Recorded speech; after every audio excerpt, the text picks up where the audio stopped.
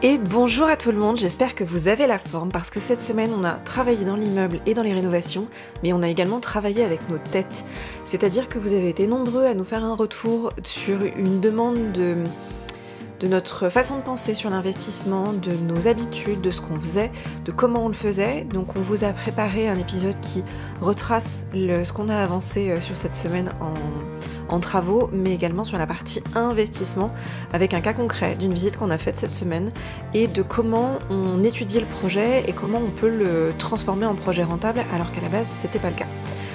On commence cette semaine par l'isolation des faux plafonds sur la partie immeuble, sur la partie duplex, c'est-à-dire qu'on fait faire toute la partie placo, mais l'isolation des faux plafonds, c'est-à-dire poser de la laine de verre en sang entre les plateaux, c'est franchement pas compliqué. Pour vous donner un ordre d'idée, le plaquiste avec lequel on travaille nous facturait ça 21 € hors taxe le mètre carré. Aujourd'hui, cet isolant-là, on n'a pas pris le plus cher parce que ça reste une isolation phonique, mais cet isolant-là nous coûte 3,60 € du mètre carré. Donc vous voyez rapidement qu'on peut faire des économies intéressantes sur ça, sachant que ça nous a pris à peu près 1 heure de travail, donc c'est loin d'être compliqué pour une petite quarantaine de mètres carrés, donc c'est accessible à tout le monde pour faire des économies simplement. Le pot de colle, il est pas en bas. Bah c'est possible, hein. C'est qui le pot de colle? C'est qui? C'est Edouard. C'est le chat, c'est le chat. Edouard. C'est monsieur Edouard. Exactement. C'est monsieur. Ah bah lui... mais quand tu le vois, tu le sais de toute façon, il faut l'appeler monsieur. Cette semaine, on vous présente aussi Alex. On vous en a déjà pas mal parlé. On vous le présentera en bonne et due forme sur les semaines qui viennent. C'est quelqu'un qui vient nous aider en fait tous les samedis pour avancer sur les travaux. C'est quelqu'un qui a une grosse expérience dans le bâtiment, donc qui nous aide aussi beaucoup, qui nous apprend beaucoup de choses. Ah ouais, ça... Ça rend bien? Ah ouais. Ouais. Oh, mais ça va changer. Et l'avantage, c'est que bon, si c'est fissure, ça se voit pas. Ça se voit pas, mais jusqu'à un certain point quand même. Oui, oui. Oui, si le bâtiment s'écroule, ça se voit au bout d'un moment. Ouais. Non, mais tu peux avoir la peinture qui s'écaille si en dessous ça suffit. Je suppose. Ouais, normalement, c'est... Je vais arrêter de te regarder, je vais faire de l'eau. Ouais. Tu vas retourner vérifier le chauffage? Le chauffage? Ouais, je vais vérifier le chauffage 10 minutes. Ça, je vous laisse travailler tranquille. Je t'appuie fort. Non, parce qu'après, si on appuie fort, ça passe. Faut le prendre et puis... Sur une échelle de 1 à 10. Ah, si t'arrives à mettre 5 sur 5, si t'arrives, et après tu repars comme ça. Puis il y a 8 ans et demi qui regarde son père travailler sur une échelle de 1 à 10, tu fais quoi? Après, le plus chiant, je suis sûr, Alex, il peut aller à 13 sur 10 facile. Sans problème. Mais j'en ai assez. Je l'ai vu mettre des coups de masse, il peut aller à 13. Moi, je l'ai vu casser des murs avec son cul. Comme ça. Et qui apporte un souffle différent à la rénovation parce que lui il vient une fois par semaine, donc forcément il en a moins plein les pattes quelque part de cet immeuble là et on avance beaucoup plus vite à 3. Franchement, je vais passer à travers du banc, alors c'est que des craques. Il craque mais il est costaud. C'était le marche-pied de ma grand-mère. Ah ouais? Ouais, elle rangeait ses outils dedans, donc t'imagines un peu combien d'outils elle avait 3 tournevis et un marteau. Cette semaine, les garçons ont donc posé de la toile de verre au plafond sur le 2e étage. C'est-à-dire qu'on n'a pas fait de plafond technique au 2e étage puisque au-dessus on a les combles. Et sur cette partie-là, les plafonds sont pas jolis comme vous pouvez le voir à l'image. C'est bien joli de faire des trucs comme ça, mais après c'est des cache-misères. On a un peu voir ce qu'on est en train de faire quoi. Oui mais nous c'est du réparateur. C'est pas de cache-misère. Oh non. C'est plutôt une restauration. C'est ça. C'est si, des grands. non mais avoue, c'est bien. C'est bien. Ce qu'on fait. Parce que si autrement après c'était pareil, c'était pas le même prix, c'est que des fois carrément refaire un plafond. Bah ouais, le problème c'est qu'en termes de hauteur sous plafond, après on a un peu limité aussi. Bah là on a, si, ça aurait pu descendre au niveau dedans. Oui. Ouais, oui, c'est vrai. Mais bon, après je veux dire, les gens vont pas aller au plafond. Non. Je pense que les gens ils vont pas rentrer dans la salle, ils vont pas être comme ça. Ah, c'est génial. T'imagines? Oh, qu'il est beau votre plafond! Ah, il est plus joli que ça, dire. Regardez. Celui-là, je sais pas si on va le prendre à location. Bon, on fait pareil. Vous voulez la poser? Moi, je vous tiens un rouleau, comme ça, vous la coupez sur place. Ah bah oui, bah. Moi, je tiens un rouleau. Ah oui, bah. C'est encore tellement grand. Comme ça, vous coupez sur Ah, place. là, c'est travailler en équipe. Là. Moi, ça me fait comme ça. Je vais commencer. Le pire, c'est que je vais commencer à y prendre. Mais il faudra pas laisser une demi-heure les bras en l'air, par contre, il faudra bien. Comme ça. Regarde. Bah, regardez. Non, mais reste comme ça. Regarde, il y en a plein qui passent.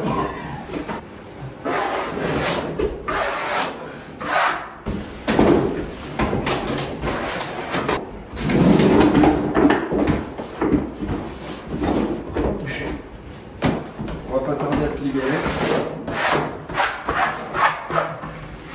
Lumière.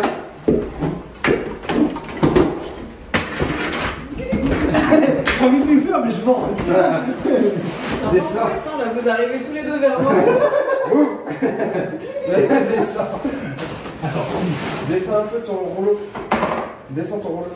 Parce que ils sont vieux, hein, ils ont bougé, c'est du lati, il y a des fissures, il y a d'anciens papiers, enfin bref. Donc on a pris le parti de poser une toile partout pour refaire propre. C'est pas la solution idéale parce qu'on a pris une toile texturée du coup pour cacher un peu les défauts.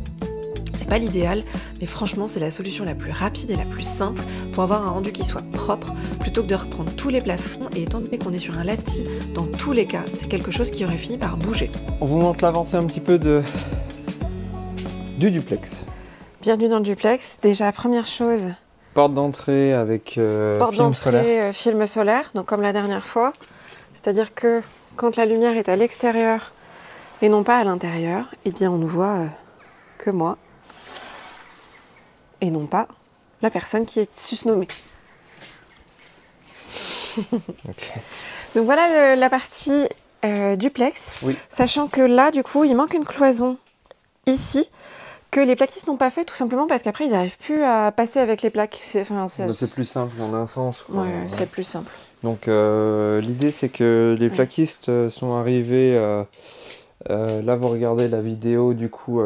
Dimanche. La vidéo sort dimanche. Ils sont arrivés lundi et donc du coup entre lundi et vendredi en gros ils ont fait tout ce que vous allez voir.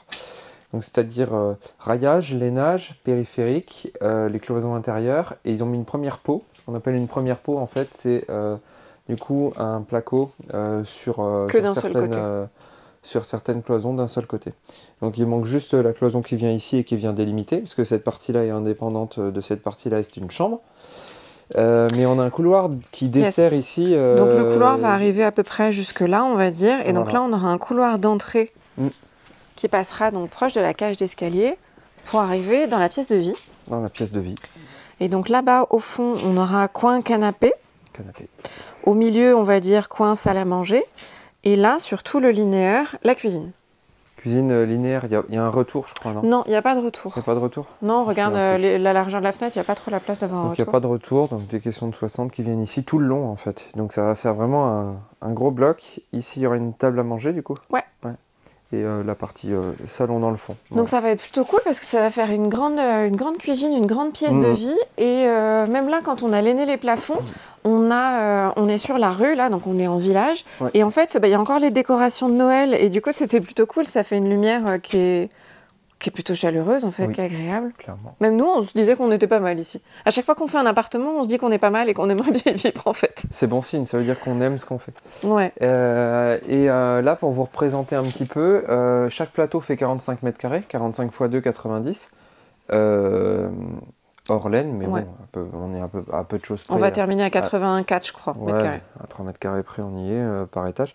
Et pour vous donner une idée, ici, on a fait ça hier au soir, il était tard.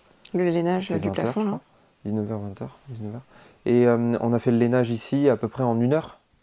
Ouais, une grosse 1h30 nettoyage compris, Une on va grosse dire, heure, ouais. tout compris. Donc voilà. Là, on aura un accès WC. Mm. Donc, on a déjà la pipe de WC qui est là. Et donc, c'est des WC sous les escaliers avec la porte qui sera installée là ultérieurement. Ce sera une porte coulissante. Non, c'est une porte non, c'est une ouvrante porte celle-ci. ouvrante. Ouais. C'est une porte ouvrante, il y aura juste, on verra un peu le triangle là, mais bon, ça fait On verra partie un petit du peu le charme, triangle de l'escalier, mais c'est pas grave. C'est ça. Et ici, donc, c'est l'accès à la chambre dont je parlais tout à l'heure, Yes. qui se fait par ici. Et donc, il y a une chambre qui se fait au niveau 0 de l'appartement, et du coup, au R+1 là-haut, deux autres chambres qu'on va vous montrer. Sachant que toutes les chambres font entre 10, et là il y en a une très grande, mais là elles font 10-11 mètres carrés, elles sont très grandes dans cet appartement-là. Oui. On ne pouvait pas faire plus de chambres parce que pour le coup on n'avait pas plus de fenêtres, et pour que ce soit une chambre il faut une fenêtre. Donc on est resté à 3 chambres, mais ça fait déjà des belles pièces et des belles chambres. C'est ça, exactement. Et donc, alors là c'est la montée de l'enfer, parce que ça fait des sacrées hauteurs en fait. Ouais, et puis surtout, nous on a eu l'habitude de le voir vide en fait, donc vide là, comme vous avez pu voir sur les autres vidéos, complètement ouvert. La différence de son, c'est impressionnant ici. Ouais, c'est étouffé avec la laine. Comme c'est tout l'aîné, c'est fou. Mais c'est vrai que là tout de suite, ça fait une montée d'escalier qui est assez impressionnante. Et donc, la laine dans les cloisons intérieures, c'est quelque chose qu'on faisait pas avant. Ouais. Et maintenant qu'on a vu des professionnels le faire, et vu le coût que ça représente, qui est quand même pas très cher. Plutôt dérisoire, on le fera tout le temps maintenant. Ouais, c'est pas très cher. Du coup, on arrive couloir distributif encore une fois ici sur cette partie-là. Sur l'étage. Une première chambre sur la droite que vous voyez ici, qui doit faire pareil, à peu près 10 mètres. Elle fait un peu plus, ouais, elle est grande encore une fois. Donc belle luminosité, aujourd'hui il fait beau, plein mois de janvier, on a de la chance. Là on arrive du coup, pareil, porte à ce niveau-là, on arrive dans la future salle de bain. Donc avec bac à douche ici, grand bac à douche, on est en 90-120. L'attente pour l'évacuation, pour la colonne de douche, pour la VMC. Et là, double vasque. Et la 140. seule chose... T'as dit 120? Non, il fait 120. 120, ouais. 120. Et la seule chose, c'est que quand on a posé les films avec mon frère, on a oublié cette fenêtre-là comme des idiots. Parce que du coup, là, il y a un vis-à-vis qui est un peu trop important pour une salle de bain. Donc on va mettre les mêmes films texturés. Les films opaques. Les films opaques qui cachent complètement la vue sur toute cette fenêtre-là. Parce que même si là, c'est très sympa, c'est lumineux, quand on sort de sa douche, je pense qu'on sera content d'avoir un peu moins de lumière. Il m'a bien appris, donc bon, je fais bien évidemment pas aussi bien que lui, mais j'ai posé ceux de la salle de bain de l'atelier en face, et ça se pose plutôt bien, donc je le ferai ici.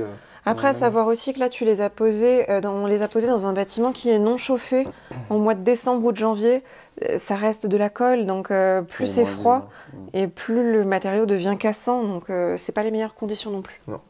Là, on va rentrer, pareil, il y aura une porte là, on rentre dans une buanderie, où là, il y aura partie technique avec la future nourrice qui sera là, le ballon d'eau chaude, et puis là, une machine à laver, et de quoi étendre le linge, grosso modo, sur l'autre partie. Oui.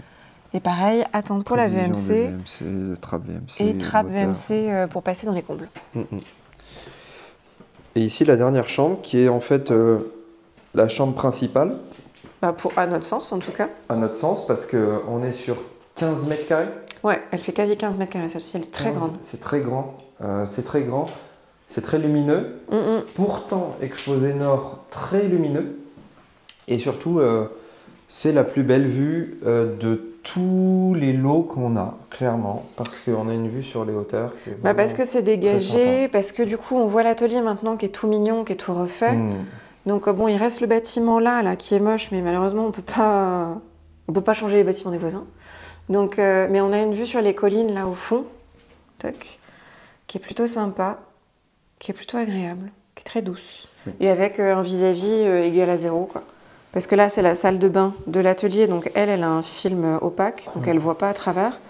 Ça, c'est les caves. Ça, c'est le fond d'un commerce. Ça, c'est pas habité. Et là-bas, Et ce qu'on disait ce matin, là, ensemble, je me souviens plus de la disposition du lit. Là où t'es. Donc il est comme ça, face à la fenêtre. Face à la vue. Ouais, par contre, l'armoire, je sais plus, je pense qu'elle sera de ce côté-là, à mon avis, ça paraît plus logique. Comme ça, elle ne gêne pas le passage. Mais oui, ça fait une grande chambre, 15 mètres carrés, enfin grande. Nous, on a toujours eu des chambres de 15 mètres carrés à la maison, et puis ça... Oui, avant, quand on était en appart, on avait des chambres de 9. Oui, c'est vrai. Mais c'est juste la dernière 15, qui était grande. 15, c'est confort. 15 ici, c'est confortable.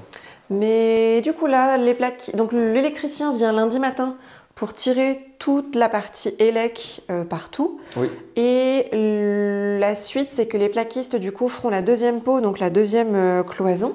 Et après commenceront à faire toutes les bandes. Et nous, on s'est gardé tous les murs périphériques comme en face pour des raisons de coût. Et donc l'idée, ça va être soit de remettre un placo, soit de mettre une toile. Eh bien, on en a parlé aussi. T'en as parlé avec Alex? J'en ai parlé avec Alex. On a 3 solutions. Soit on mappe des plates comme ça, on les colle au mur et dans ce cas-là, on a les bandes verticales à faire. Ouais. Ça, c'est la première solution. Deuxième solution, c'est de mettre une toile parce que les murs sont quand même très droits, très sains. Il y a quelques trous, mais bon, ça se... Non, mais ça se reprend avant. Ça se reprend voilà. avant, ouais. Troisième solution, et c'est la solution qui serait la plus propre, mais aussi, à mon avis, la solution la moins durable, c'est de passer des enduits. Le seul truc, c'est un bâtiment qui bouge, qui a bougé beaucoup, qui peut bouger encore. Souvenez-vous des IPN. Notamment, raison pour laquelle on a mis des IPN, voilà. pour éviter que ça ne continue à bouger. Donc l'idée, c'est qu'il faut agrandir les fissures, les siliconer, attendre que tout ça sèche, mettre très certainement une primaire d'accroche, ou alors y aller direct cash et balancer de l'enduit. Donc là, il y a bien deux grosses passes, un dégrossissage et une finition lissée. Sachant qu'il y a du coup les murs là mitoyens à faire haut et bas, donc x4. Ouais, moi la toile ça me plaît bien. La toile me plaît bien, mais par contre c'est pas très beau en chevron, c'est pas très beau en quadrillé, il faudrait une toile lisse. Il faudrait qu'on tente à la toile lisse. Eh ben on peut faire ça. Faudra qu'on vérifie aussi si ça c'est des vieilles taches d'humidité ou si c'est des nouvelles taches d'humidité, parce qu'il pleut beaucoup ces derniers jours. Oui, mais normalement tout est sécure. Mais la couverture, la couverture est refaite. Elle est refaite sur ce bâtiment-là, mais ça a l'air récent quand même. J'irai dans les combles, dans les greniers, et puis on vous montrera ça tant qu'à faire. Ils ont fait un système de laine déroulée qui est plutôt simple. Plutôt simple, plutôt correct. Il doit y avoir 200 ou 250 d'épaisseur. On verra, mais je voudrais bien aller vérifier effectivement ça. Et puis il y aura aussi la partie plafond, puisque du coup avant il y avait des espèces de luminaires là, et il y avait des cloisons sur certains autres plafonds qu'il va falloir reprendre. Et puis il y a pas mal de... Je pense qu'un ratissage serait bienvenu, ça serait pas mal du tout. C'est chiant un ratissage. Donc on va voir, on va regarder ce qu'on fait, à savoir qu'en dessous du coup on a fait un faux plafond pour des raisons acoustiques notamment, parce que c'est vrai que quand on marche ici on entend moins en dessous, et aussi pour des raisons techniques pour passer l'électricité. Là comme on a les combles au-dessus, l'électricien passe par au-dessus. Donc on n'a pas les mêmes contraintes, donc on verra. Mais voilà ce que ça donne déjà sur le duplex, qui a quand même méga bien avancé cette semaine. Ah bah, le changement il est fou, quoi. Donc un jour ils ont fini je pense. Ils vont tellement vite que il y a le passage donc des gaines, plombier, électricien. Électricien en une journée il a fini. Hein. Ouais, électricien en une journée. Plombier il faut juste qu'il fasse sa nourrice, mais. Ouais. Et ça va donner du coup après pas mal de taf d'enduit, parce que finalement il y a quand même pas mal de bandes à faire quand on voit ici les linéaires, et surtout ici. Ouais, là on sait pas trop bien comment ils vont faire leur affaire. Là c'est impressionnant parce que là, il y a de l'auteur. Je vais me mettre ici et comme ça vous verrez bien. Voilà, donc là moi je suis sur la deuxième marche et je suis à ras de ça. Voilà un peu. T'es tout petit. Donc là il y a, c'est facile, là il y a 2, il y a 5 mètres. Hein. Facile, ouais. Il y a 5 mètres facile. Donc, il y a 5-6 mètres de haut, donc et il n'y a aucun endroit pour se reprendre. Je sais pas comment ils vont gérer leur affaire, pour faire les bandes tout là-haut. Ça va être assez fou. Et même nous, comment on va faire pour aller faire le plafond tout là-haut, hein? Ah bah nous on va mettre une échelle, on balance une échelle là, on la protège, on fout comme ça et puis on... Bah ils vont faire pareil alors. Et encore le plafond là il est plutôt propre, on verra. Ah mais il y a un moment il faudra le peindre, enfin... Voilà un peu l'avancée. Yes. Ça va être sympa d'aller poncer les angles aussi là-bas. Ça va être très sympa, j'ai hâte. T'es impatient? Ouais. Voilà ce qu'on pouvait vous dire sur le duplex.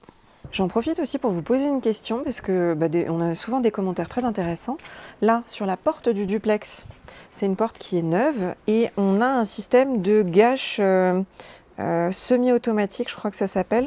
En gros, quand la gâche là rencontre la porte, c'est censé fermer la porte. Sauf que en l'occurrence, ça claque jamais. On a essayé de jouer avec cette partie-là, qui permet d'avancer ou de reculer le stop gâche pour que ça claque et qu'on n'ait pas besoin de remonter la poignée et qu'on puisse fermer la porte à clé. Et en l'occurrence, on n'y arrive pas. Donc si jamais vous avez une solution pour ça à nous proposer. Salut tout le monde, on vous retrouve en transit dans un truc qui n'est pas un transit. C'est ça. On part faire dîner chez des amis là. Ouais.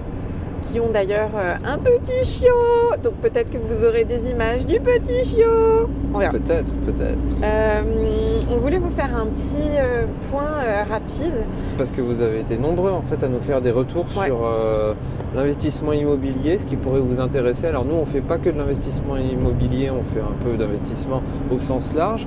Mais étant une chaîne pour l'instant de travaux, l'investissement immobilier semble vous intéresser. Donc on va vous en parler un petit peu pendant qu'on est sur la route. Ouais, l'idée c'était de vous parler. Donc cette semaine, j'ai mis là sur les stories Instagram, d'ailleurs vous pouvez aller voir sur Insta, parce qu'on partage, alors pas tous les jours mais pas loin, de ce qu'on fait, des objectifs qu'on a, de comment on les atteint, etc. Et donc j'ai partagé là sur Insta cette semaine, on a fait 2 visites, c'était une petite semaine de visites. Et la dernière qu'on a faite, on s'est fait l'exercice de calculer si c'était intéressant ou pas.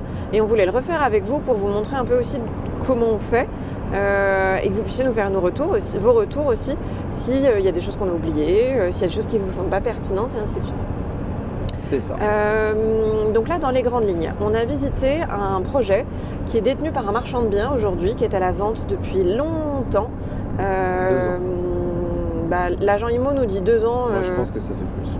Enfin bon, en l'occurrence, c'est à la vente depuis longtemps. On sait que ça a été acheté il y a longtemps parce que sur le site, par exemple, de Papersimo, papersimo.fr, vous mettez une adresse, vous avez toutes les parcelles cadastrales et vous avez les ventes qui ont été faites dessus et vous avez parfois les propriétaires aussi qui sont enregistrés sur les parcelles. Donc ça permet aussi de vérifier la véracité des dires de l'agent IMO et de voir quand a été fait l'acquisition potentielle. Et donc ça remonte à, je crois, sur Paper, ça doit être 2017 ou 2018.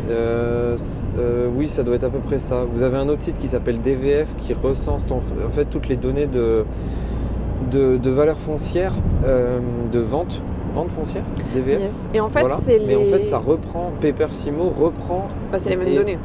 Reprend ces données-là.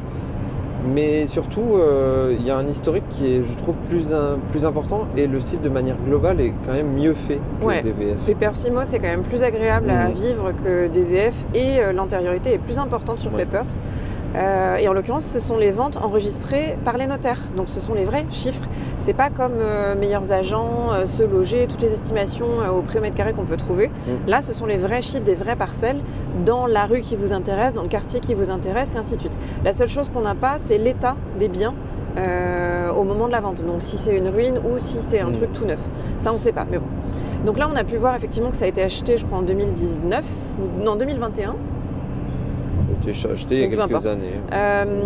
Donc là, c'est un projet, du coup, c'est 2 plateaux dans un immeuble historique en plein centre-bourg, centre-ville même, d'une ville qui fait 5-6 000 habitants. C'est en plein centre et on parle de 2 plateaux. Un plateau qui fait 130 mètres carrés, qui aujourd'hui est divisé en T5. Il y a 4 chambres. C'est immense. C'est un appartement de 130 au premier étage. Et au deuxième étage, vous avez des combles qui sont aménageables. Aménageables dans le sens où il doit y avoir 3,50 m de hauteur sous plafond au fêtage. C'est très aménageable. Et donc aujourd'hui, ça c'est proposé. Ils ont baissé le prix au fur et à mesure. C'est proposé à 130 000 € du coup, et ça fait donc 260 mètres carrés au sol. À l'étage, on n'est pas exactement à 130 en caresse, mais peu importe. C'est ça. Alors c'est quelque chose qui nous a été proposé par l'agent immobilier, mais sachez qu'en fait, ce cas d'exemple-là, ce cas d'école, fait justement un bon exemple, dans le sens où il y a plusieurs stratégies pour ce bien.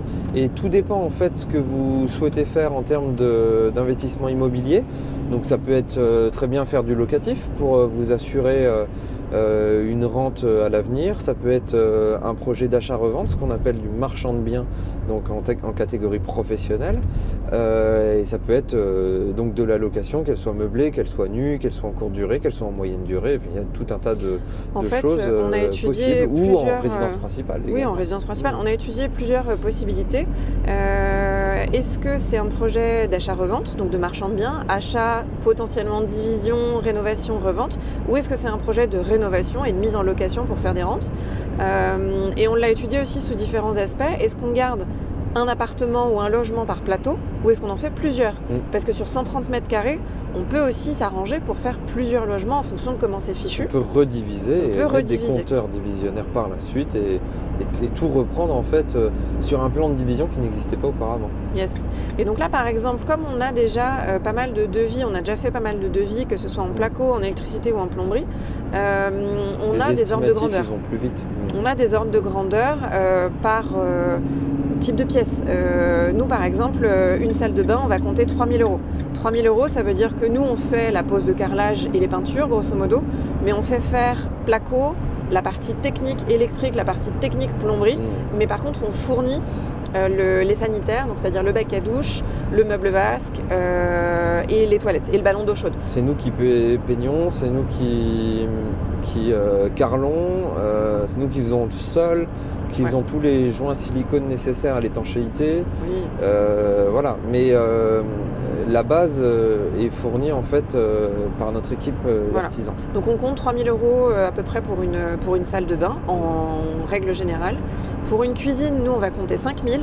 5 000 c'est pareil, même combat, hein. On va faire la partie technique plomberie et électricité et placo. Et on va compter, nous, la peinture, les joints, les accessoires. Et on va compter fourniture de cuisine, d'une cuisine équipée et électroménager inclus. Équipé, électroménager. Et quand on parle d'équipé électroménager, c'est pas faire un truc... c'est pas le grille-pain qui sert de four. Voilà, comme un grille-pain qui sert de four, ou alors mettre le premier prix sur des sites de GSV bien connus qui servent à rien, parce qu'un meuble en 80 avec rien dessus, ça se fait, c'est fini ça. Il faut arrêter avec la location à pas cher et meubler à pas cher, ça n'existe plus. Ouais. Donc nous on met des cuisines complètement équipées, on prend des gammes intermédiaires, on ne prend pas des premiers prix, on prend un prix juste au-dessus, et ensuite on peut faire des meubles sur mesure avec des plans de toilette, avec du Ciporex, du béton cellulaire. Un peu ce qu'on a fait sur l'atelier en fait. C'est un peu ce qu'on fait sur l'atelier. Et tout ça relayé par une architecte d'intérieur bien évidemment, et ça donne un rendu et une finition qui est quand même appréciée des locataires ou alors des propriétaires par la suite qui achèteront le bien. Yes. Et donc ça c'est vraiment les deux pièces techniques qui coûtent cher. Au-delà de ça, on va compter un prix au mètre carré de la rénovation. Prix au mètre carré qui va intégrer les sols, le placo, l'isolation, l'électricité, la partie plomberie qui passera dans les cloisons. Et tout ça, nous aujourd'hui en faisant la partie qu'on fait actuellement nous-mêmes, c'est-à-dire les peintures, les sols, la décoration, en faisant faire placo. Et encore, il y a certains postes de placo qu'on fait nous, notamment l'isolation. Parce que l'isolation, c'est pas très compliqué. Et le ponçage final aussi. Le ponçage final aussi avant de peinture. On arrive bien époncé en fait. On arrive à un coût de rénovation aux alentours des 500 € par mètre carré. Ce qui veut dire que là, pour 260 mètres carrés, on arrive à combien? On arrive à 130 000 €. On arrive à 130 000 €. Donc, sur ces deux plateaux-là, en gros, là, le coût d'acquisition est à 130 plus les frais de notaire, plus les frais bancaires si on finance. Oui, alors c'est ça. Dans l'idée aussi, pour vous expliquer un peu comment ça fonctionne, vous avez pour calculer une rentabilité, si vous faites du locatif par exemple, ou si vous voulez calculer votre marge, le coût de revient d'un appartement, d'un bien en général, que ce soit une maison, un immeuble, un garage, peu importe, c'est le prix d'achat, donc négocié ou non, suivant ce que vous arrivez à faire. Vous rajoutez les frais de notaire, qui sont du coup du 8%, nous on arrondit à 8%, et vous rajoutez les frais bancaires. Frais bancaires, on va comprendre frais de dossier, frais de cautionnement, frais d'hypothèque, PPD, etc.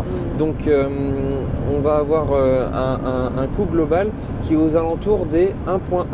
Donc vous prenez votre coût d'acquisition, vous rajoutez 10% à ce prix d'acquisition, et ce qui va représenter les frais bancaires et également les frais de notaire. C'est le coût d'acquisition global en fait. Donc là, si on achète 130, on rajoute grosso modo 13 000 € de frais divers et variés, que ce soit aussi bien les frais de mutation, donc les frais de notaire, que les frais bancaires.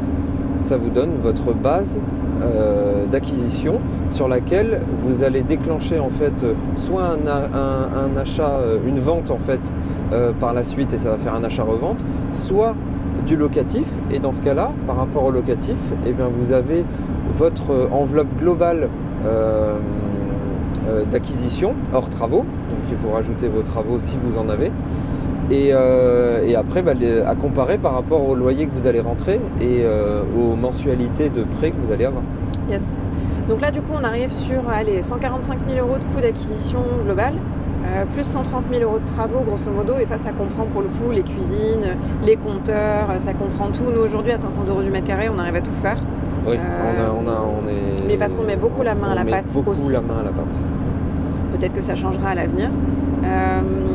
Ce qui veut dire qu'on arrive à 275 000 € pour un projet global qui va faire 260 mètres carrés pour là 2 lots très grands sur lesquels on peut faire 2 T5 grosso modo, donc avec 4 chambres.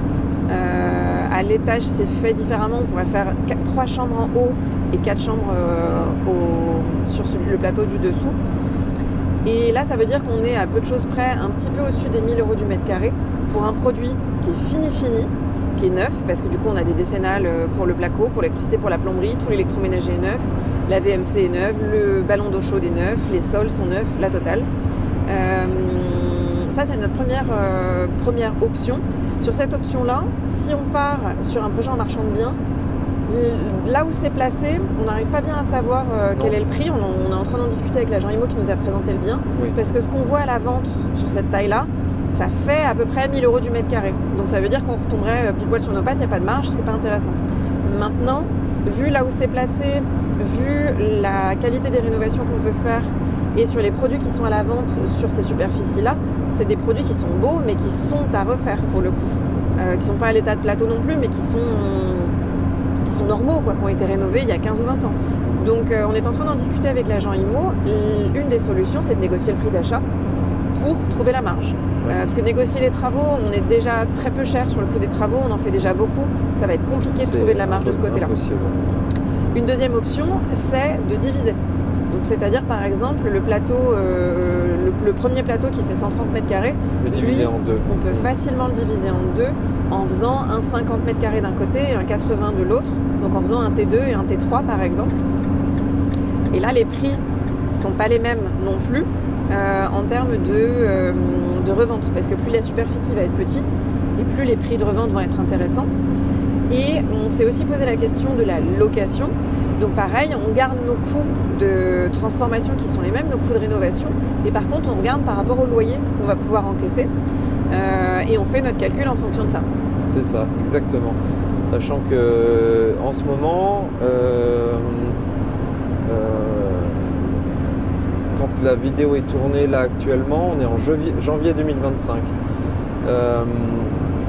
Un financement à 110%, comme on l'appelle, qui finance absolument tout avec aucun apport, me paraît bien compliqué dans le contexte actuel. Tout dépend aussi du secteur géographique, mais ça me semble un petit peu compliqué. Pour le moment, on n'en a pas trouvé en tout cas. Pour le moment, on n'en a pas trouvé. Mais il faut aussi, en un sens, moi je trouve, accepter de prendre du risque par rapport à l'organisme bancaire, qui prend énormément de risques également par rapport à ce projet-là. Donc l'idée d'inclure en fait de l'apport dedans rassure le banquier. Et si vous voulez enchaîner les projets, c'est aussi intéressant de continuer à mettre de l'apport pour s'impliquer dans les projets en même temps que le banquier s'implique dans le vôtre. Oui, ça montre que vous êtes engagé, que vous croyez au projet, voilà. Sachant que on est arrivé à la conclusion sur ce projet-là que, en fait, parce que là, on parle de 500 € du mètre carré, ça nous permet d'avoir un premier jet. Par contre, là où on l'a travaillé ensemble hier soir, c'est qu'on a fait poste par poste. Ok, le placo, il y en a pour combien? L'électricité, il y en a pour combien? Et ainsi de suite, et ainsi de suite. Parce que ça, c'est pareil. Que le plateau fasse 80 ou 130 mètres carrés pour le coup, Au niveau de l'électricité, il y aura le même nombre de prises, parce que les chambres, au lieu de faire 10 mètres carrés, elles vont faire 15 ou 20. Mais il y aura le même nombre de prises, il y aura le même nombre d'interrupteurs, il y aura le même nombre de lampes, grosso modo, à peu de choses près. Donc ça veut dire que le coût d'électricité, par exemple, pour un T3 de 80 mètres carrés ou de 120 mètres carrés, il est le même. Donc ça, on est capable de l'estimer. Pareil pour la plomberie. Le plombier, il va calculer, il va dire combien ça coûte d'installer un ballon d'eau chaude et un bac à douche. Il ne va pas calculer au mètre linéaire si l'appartement est grand et qu'il faut qu'il fasse un détour par les combles ou je ne sais pas quoi. Clairement. Donc pour le coup, on l'a calculé un peu plus finement, poste par poste, avec les devis qu'on a déjà et l'expérience qu'on a déjà. Et on est tombé à peu près sur ces chiffres-là, donc comme quoi, généralement, tout se recoupe. Quand on parle, nous, de notre prix de rénovation au mètre carré, on retombe sur nos pattes à chaque fois. En revanche, là où on sort un petit peu du cadre, c'est que sur ces 2 plateaux, il y en a un du coup qui est sous comble, qui est magnifique, parce qu'on a tout le fêtage en fait, et comme c'est un bâtiment un peu historique, qui n'est pas classé, et ben en fait on a une pente de toit qui est énorme, et du coup ça peut faire un truc superbe. Mais il faut isoler sous rampant tout ça. Ça coûte très cher, beaucoup plus cher en fait d'isoler sous rampant que de faire un faux plafond ou des murs isolés. Et finalement, une grosse partie par exemple du budget placo tient à l'isolation des rampants. On a estimé que sur le plateau là, qui fait 130 mètres carrés au sol, il y en a à peu près pour 25 000 € d'isolation des rampants. Donc c'est beaucoup d'argent et c'est forcément de la rentabilité en moins, que ce soit pour de l'achat-revente ou pour de la location. Et là où je parle de sortir du cadre, c'est que finalement, c'est un projet qui pourrait nous intéresser, on ne s'est pas encore positionné dessus, mais on se dit aujourd'hui les 2 plateaux sont à vendre en un bloc.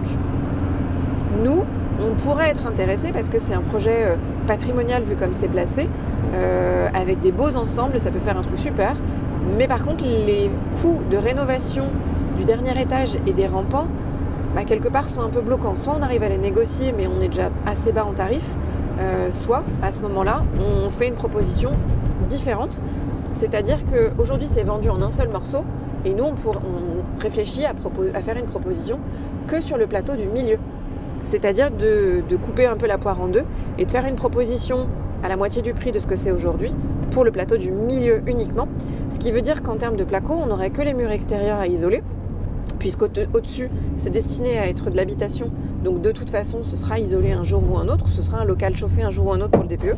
Merde. Donc on réfléchit à faire une solution, à faire une proposition différente dans ce sens-là.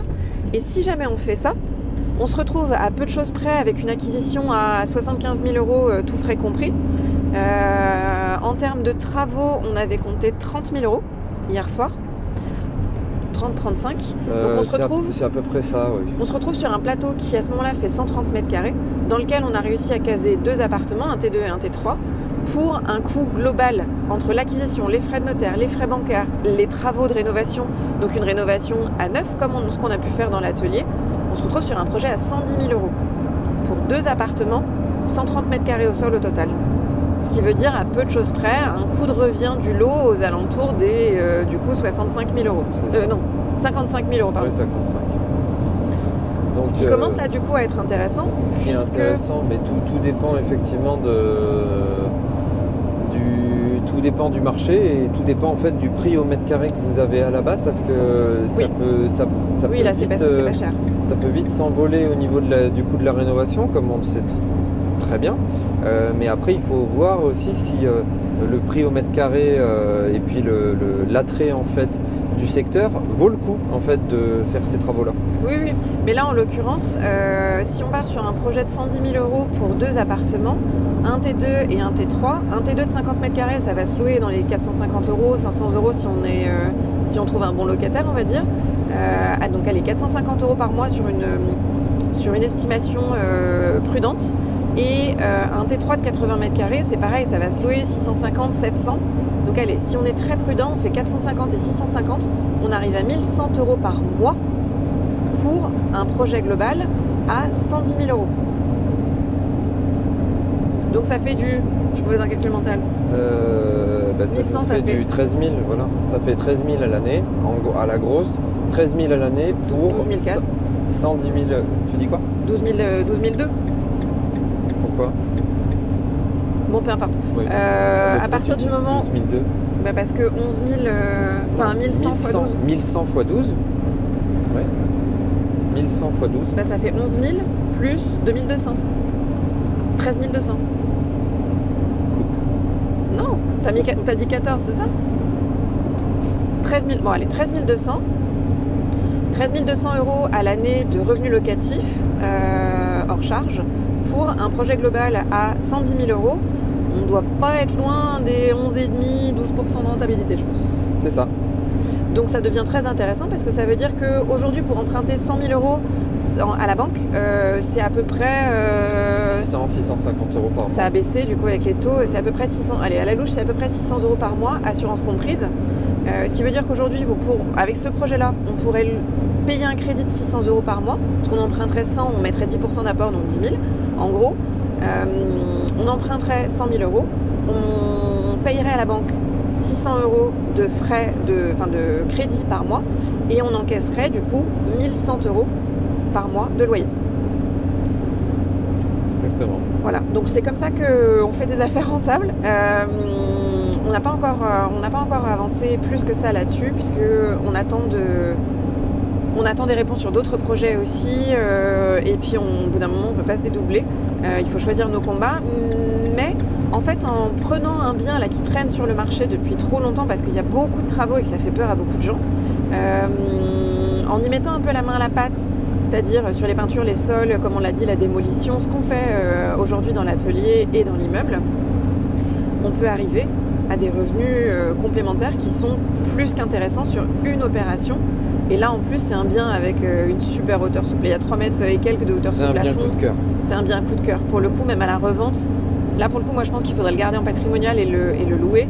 Mais à la revente, limite, on est rentré dedans, on s'est regardé avec Péan, on s'est demandé si on n'avait pas envie d'y vivre nous-mêmes. Ah oui, c'est vraiment très beau. C'est en plein centre-ville. C'est vraiment très, très chouette. Et ce qui est super cool avec cette dynamique-là, c'est qu'à chaque fois qu'on fait un bien, qu'on rentre dans un bien sur lequel on s'intéresse vraiment, on se pose la question en se disant est-ce qu'on n'y habiterait pas en fait, alors qu'on est très content du projet de maison qu'on va faire, ça n'a rien à voir, mais on marche au coup de cœur là-dessus et on arrive à trouver des biens très rentables au coup de cœur. Tout ça pour dire que en prenant une annonce du coup qui traînait sur le marché, en calculant bien correctement les différents coûts qui peuvent être associés et surtout peut-être en proposant une offre qui n'existe pas, c'est-à-dire de n'acheter que la moitié qui nous intéresse, et ben on peut se retrouver avec des trucs super rentables. Ce qui n'était pas le cas avec la totalité du lot, puisque les coûts en fait d'isolation de l'étage mangeaient la rentabilité. Il faut voir au-delà en fait de ce que propose l'agent immobilier et de voir tout le potentiel du bien ou des biens et du potentiel en fait en division, en extension, le potentiel d'un jardin qui est mal exploité. En fait, il faut voir au-delà de ça, il faut savoir se projeter. Comment on sait se projeter? Eh ben, c'est l'expérience. Il faut visiter et visiter. Ouais. En visitant beaucoup, on se rend compte de la structure des appartements. Des fois, on voit des trucs, on se dit putain, ça c'est une bonne idée, c'est bien fait, c'est bien divisé, c'est spacieux, c'est agréable, on a envie d'y habiter, c'est bien exposé. Enfin, bref, à force de visiter, on se rend compte effectivement des forces et des faiblesses qu'on peut appliquer nous-mêmes aux futurs biens.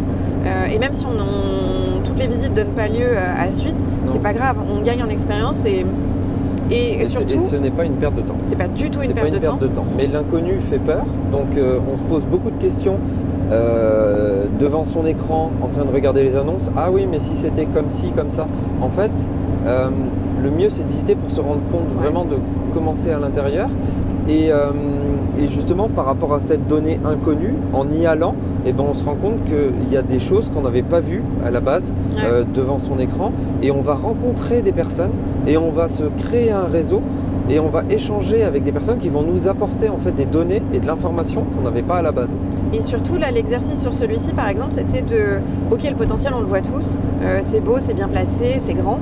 Par contre, les coûts de rénovation sont un frein parce que c'est compliqué et parce que c'est cher. Ok, quelle est la solution? Si ce bien-là nous intéresse, quelle solution on peut proposer pour y aller quand même? Et en l'occurrence, acheter la moitié, typiquement, c'est une solution qui rentre. Et c'est une offre qui n'existe pas sur le marché. Et les gens qui ont visité avant nous n'y ont peut-être jamais pensé, n'y ont même probablement jamais pensé. Ou alors ils sont rentrés chez eux en se disant peut-être éventuellement ça aurait été bien qu'on puisse acheter que la moitié. Et fin de l'histoire. Ça ne veut pas dire qu'on fera une offre, ça ne veut pas dire qu'on l'aura, ça ne veut pas dire qu'on le fera, mais rien que de faire cet exercice à chaque fois qu'on visite un bien, de se demander dans quelle mesure il pourrait rentrer dans notre stratégie d'investissement, ça permet de trouver des solutions en fait, qui n'existent pas sur le marché, de faire des propositions qui n'existent pas sur le marché. On vous reparlera aussi à l'occasion de notre premier projet de marchand de biens pour lequel on a signé la promesse et on est sous promesse. C'est pareil, c'était une offre. On a été les seuls à faire cette offre-là parce qu'elle n'existait pas. Parce qu'on a, encore une fois, visité un ensemble très très grand, beaucoup trop grand et mal réparti en termes de valeur. Et pour le coup, on a fait une proposition que sur la partie qui nous intéressait. À la base, le vendeur n'y avait pas pensé, l'agent IMO non plus, et ça c'est bien dommage. Mais par contre, du coup, on a signé une promesse de vente pour cet ensemble-là qui nous intéressait, qui est très rentable. Et pour le coup, on a été les seuls à faire cette offre-là, parce qu'on a été les seuls à y penser. Donc le principe c'est ça, c'est ouvrez les chakras et voyez, essayez de voir ce que les autres ne voient pas et projetez-vous sans être bloqué. Dites-vous, si jamais le nom vous l'avez... Enfin, il y a une phrase qui est plutôt juste, c'est que le nom, on l'a déjà. Tout le monde nous a déjà dit non. Si on ne fait pas de proposition, on a déjà un refus quelque part. Il faut aller chercher le oui. Donc comment on fait pour que... en fait, on fait juste une proposition, c'est pas si compliqué que ça. Non, et au pire, la personne en face nous dit non, c'est pas possible. Et c'est tout. En fait, c'est pas plus compliqué que ça. Donc on essaye de faire ça de plus en plus. Tous les biens qu'on a achetés, on a fait des grosses négociations dessus. Soit on était sur des biens qui étaient déjà très peu chers. Mais on a fait des négociations entre 20 et 40% à peu près. Entre 10 et... Non, plutôt entre 15 et 40%. 40 pas encore, mais... Si, 40, si. Si, on a déjà fait des offres à moins 40. Oui, mais qu'on n'a pas remporté, si. Il faudrait qu'on fasse le détail, et là on a fait tellement mais là en tête, j'ai du moins 20% et pour lequel on est sous compromis, donc c'est que ça marche. Moins 25, ouais. Donc c'est que ça marche. Et en fait, il suffit juste de poser la question et si ça marche pas, tant pis, next, on passe au prochain. Oui. Voilà pour ça. C'était un peu différent. Il y a des conditions pas terribles, mais en même temps, on est en hiver, il fait nuit à peu près 80% de la journée. On essaie de dégager du temps pour vous en parler, effectivement. Si c'est quelque chose qui vous intéresse toujours, parce qu'on en a parlé, mais là c'est vraiment pour vous donner l'exemple d'un bien sur lequel on est sur lequel on réfléchit. Dites-nous-le en commentaire si ça vous intéresse d'en savoir un petit peu plus. Et si vous voulez qu'on fasse ça, soit sur un épisode dédié, soit dans l'épisode de la semaine, mais dans un contexte où on se met autour d'une table et puis on vous parle un petit peu de nos projets, de ce que ça peut donner par la suite, de comment on voit les choses, de nos stratégies futures. Yes. À savoir qu'il y a peut-être des choses qui vous ont accroché l'oreille dans ce qu'on a dit, notamment je pense aux coûts travaux. À mon avis, il y en a qui vont se retourner dans leur tombe sur les coûts travaux. Sachez qu'on fait nous, donc on paye. Encore une fois, on fait beaucoup. C'est hors main d'œuvre, on ne compte pas nos heures. On fait beaucoup nous-mêmes. Et à savoir que sur la première rénovation qu'on a faite de maison, on était en dessous de ça. On était aux alentours des 300 €. On était en dessous des 300 € du mètre carré. Et on a fait une rénovation du feu de Dieu. Donc, que vous pouvez aller voir sur Instagram. Si vous descendez un petit peu plus bas sur la page Réno et Style, vous allez trouver notre première résidence principale qu'on a refait entièrement dans un style différent, bourgeois, avec beaucoup de cachets, beaucoup de charme. Mais là où je vais attirer l'attention, c'est justement, attention, si vous n'avez jamais rénové ou pas trop... Ne comptez pas sur ça. Comptez pas ces chiffres-là. Si vous ne souhaitez pas mettre la main à la pâte et que vous dites que vous allez trouver des artisans... même des artisans pas chers. Même des artisans pas chers, vous allez voir que les heures s'enchaînent. Et si vous faites des forfaits journée avec des artisans, ça va très très vite en réalité. Faites attention de ne pas partir sur ces prix-là pour des projets éventuels parce que ce serait dangereux. C'est des métiers complexes qui demandent du temps et qui demandent de l'expertise, donc forcément ça se paye. Mais ça veut dire que si vous êtes prêt, parce que nous on a tout appris avec des tutos YouTube, donc ça veut dire que si vous êtes prêt à apprendre, vous pouvez tomber sur des coûts de rénovation.